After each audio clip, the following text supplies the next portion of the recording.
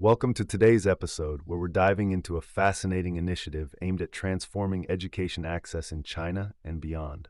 So let's kick things off. All around the world, we more or less accept that education is a critical building block of society, right? But despite the existence of countless online resources, many folks in China still face hurdles in accessing quality educational materials. I mean, how is it that in our digital age, we still see barriers to education? Well, an interesting project was born to tackle this very issue. The idea behind it is to consolidate free educational resources available online and make them open source. This is particularly vital in supporting compulsory education and addressing educational inequities across different regions. That's like saying, hey, let's ensure everyone has a fair shot at learning, which is just awesome. Now, here's the kicker. This initiative isn't just about helping local students, but also seeks to support overseas Chinese families. Many of these families want their children to stay connected with domestic education trends.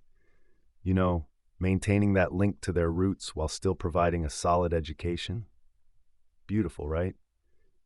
And speaking of education, we can't neglect math, which brings us to the meat of this project.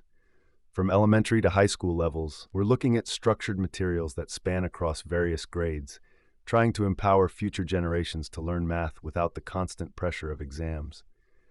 Imagine a world where learning is motivated by curiosity rather than just grades. How refreshing would that be? Now, have any of you ever tried to combine multiple files together? It's surprisingly tricky sometimes. Our project also tackles practical issues, like managing large digital files for these educational resources.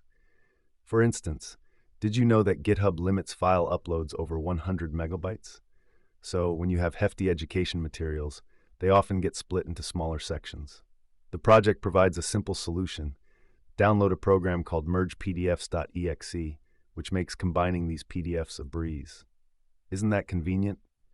And to wrap things up, if you find this project inspiring and think it promotes a good cause, there's a chance to support it.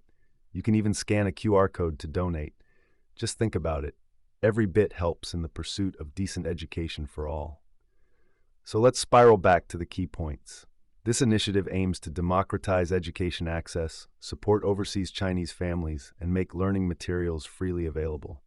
It's not just about textbooks. It's about nurturing a culture of curiosity in education. Thank you for tuning in today.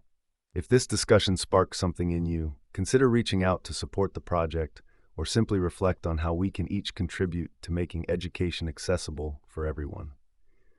Until next time, keep learning and stay curious.